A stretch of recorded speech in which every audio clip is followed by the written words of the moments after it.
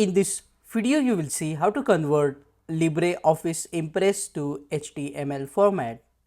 It's very easy. To convert LibreOffice Impress, you need to go here and click on the File option. And here you will see the option of Export. We can make use of Export to save LibreOffice Impress to HTML.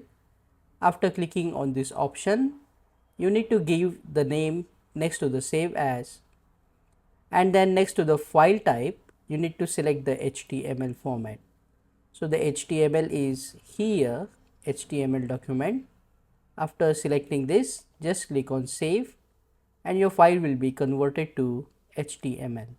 Click on that like button, comment below and let me know if this video solved your problem. And don't forget to check out these useful videos if you want to learn LibreOffice Impress quickly. See you again in the next one.